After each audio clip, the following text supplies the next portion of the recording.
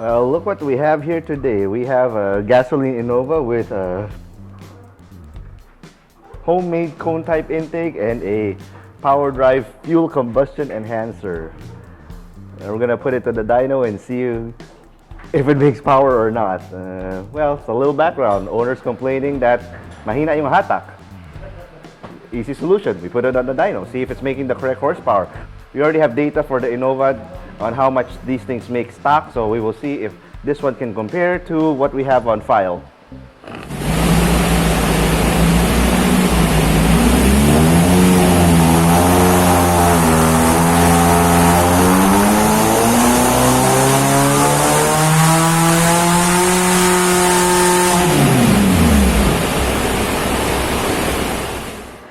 So yun ang nangyayari. Kaya walang hatak. Walang hatak, malakas din sa crudo. Kasi pag mahina hatak, lumalalim yung tapak eh. So lumalakas yung konsumo. Kaso, hindi nga nahahabol ng computer yung mga nilagay mo. Kasi hindi dapat nilalagay yun. Okay, sige. Tanggal muna yung power drive. Walang connection dito. Dito siya dito. Hangin. So dito nakapasok. Ito, Walang connection to eh. hindi, ito dati saan to? Dito. Dito. Tapos ito, Dito. pinasak dyan. Okay, tapos pupunta doon. Dito, wala na yan. Ganun lang yun. Babalik lang din.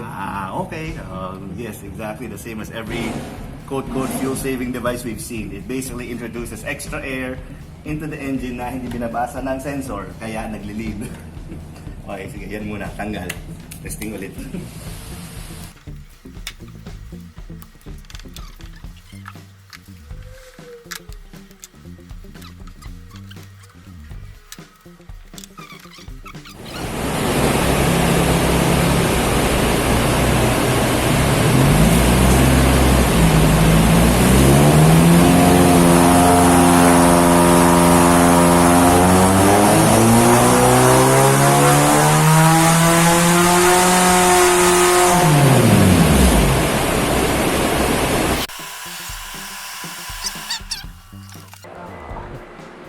Ayun, without doing nothing, lumakas ng sarili.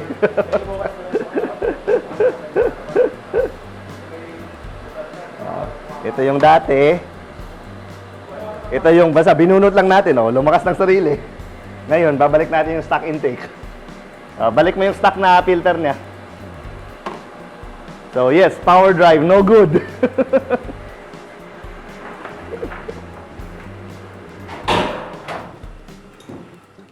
We've seen a lot of these fuel enhancer, combustion / saver / whatever device over the God knows how long, and they all basically do the same thing. What they do is they take one of the hoses in the manifold, they bypass it, or actually they tap it and it routes to whatever thingy that they have, which is basically nothing, it doesn't do anything. It basically just introduces extra air into the engine that is not recorded by the mass airflow sensor. Hence, your mixture is lean. That's the problem. You're leaning out the engine, and when you lean out the engine, there's no power. At the very start, why do everybody says na pag unang kabit may hatak? Yes, it will work because your engine normally runs rich. The stock programming is always rich. But once you start introducing unmetered air, from that instant, sige, you lean it out. Lalakas. But here's the thing. It's not being sensed by the mass airflow sensor. It is definitely not being sensed by the oxygen sensor. So it's a persistent feedback loop na oxygen sensor will read, hey, it's lean. Something's wrong. Let's add more fuel. It's still lean. Let's add more fuel. Let's add more fuel. It's still lean. It will never, ever correct itself because hindi nga nasusukat eh. Anybody remember chaos? Okay. So we're done with the power drive, and now what we're gonna do is we're gonna change out this intake. We'll put back the stock filter and see if we gain back whatever power loss it has, because from what I can see right now, this thing is definitely the wrong size. And what you're doing here is this one. The tube here is about 2 inches, 275. It's bigger than 2.5. And then you shrink it here to 2. That's not right. Okay, we'll take it out, put back the stock intake.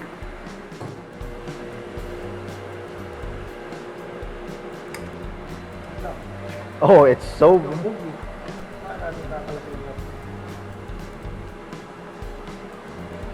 Oo nga, ano ba? Buta pa. Ano na napasok? Buta pa yan, napasok yan. Winelding na rekta. Pinasok na ngayon. Tapos winelding. Putik. Tagalan. Eh, tanggalin mo lahat.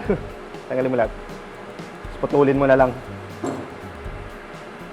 Hindi naman niya ibabalik yan eh. Oh, and another thing we see wrong with this intake. Apparently, the nut is buried down there. And then it's welded there. Ibig sabihin nun, isang paraan lang paano na nakabit to. Nilagay yung nut, binaon, tapos winelding. So in short, pag nasira yung mass airflow sensor, hindi mo matatanggal.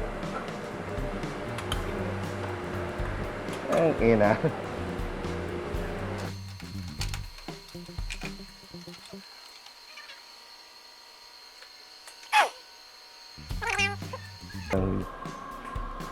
Buti na lang, he managed to get a stock filter or else we won't have anything to compare to.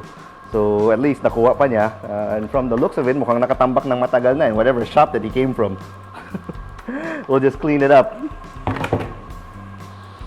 This is also why in Innovas, even in the gasoline ones, I don't really recommend putting a cone intake on it.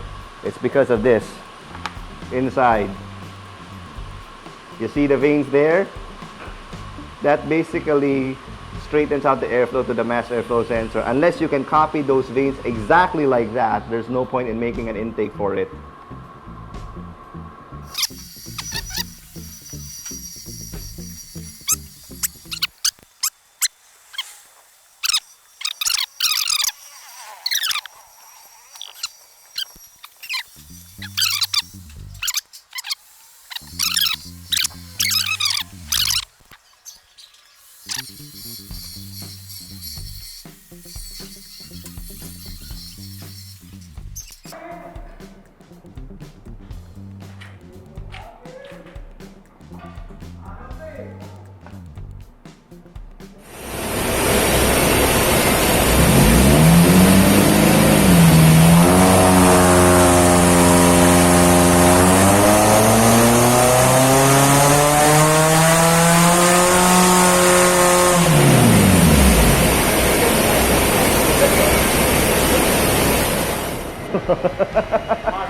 Oh, umangat. Oh. Stock intake. Bumalik sa dati. Oh. Gumanda pa yung dulo. Lahat gumanda. Mas malakas ito. Stock na Innova to eh.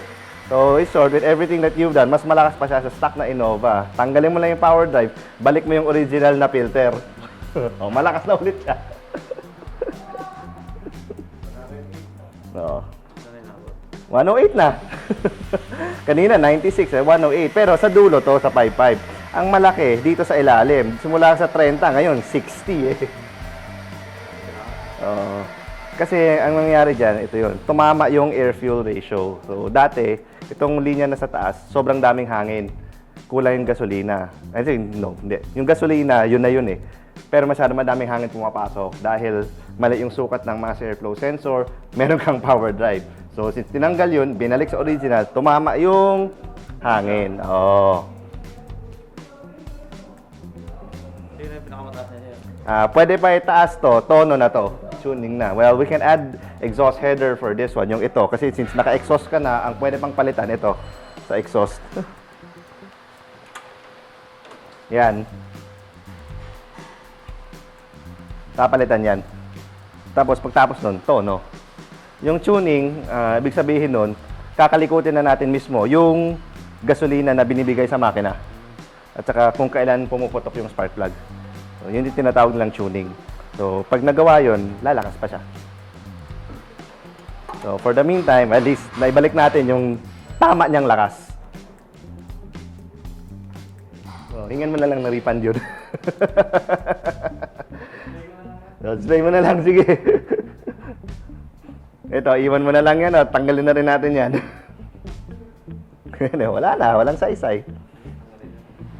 Just for shits and giggles, balik natin. Para makita kung ilan, pwede, mabilis lang naman eh. Yeah, we'll save this first. Joel!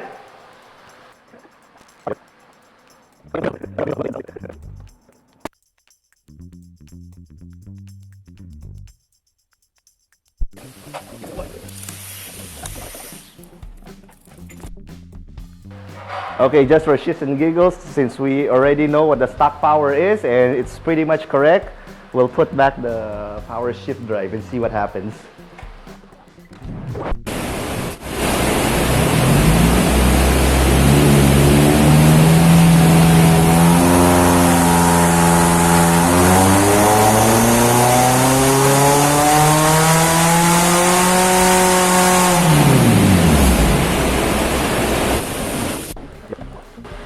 Well, turns out I was wrong.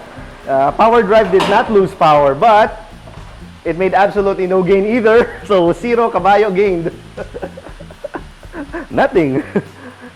So for a clear picture, this is the dotted line is our saved graph. So we'll get rid of these two.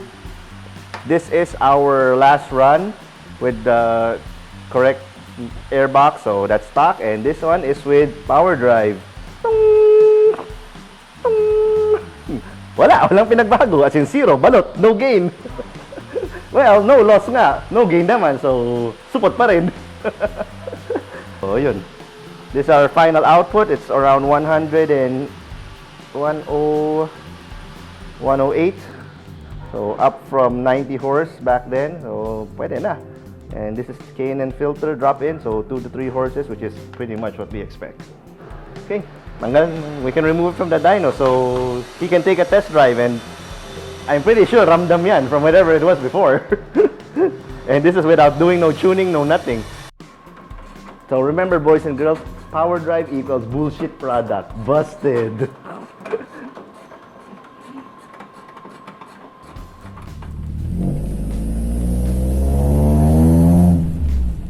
Kanina hindi yung mga ganyan eh.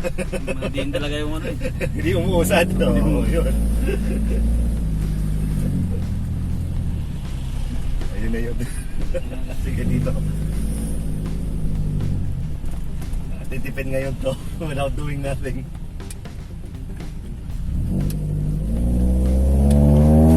Stop light kanan.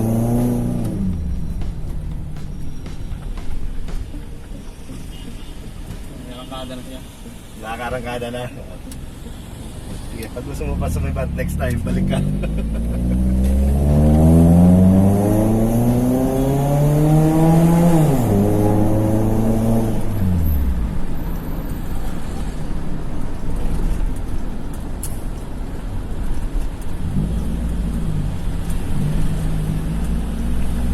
Diretso lang. Diretso lang.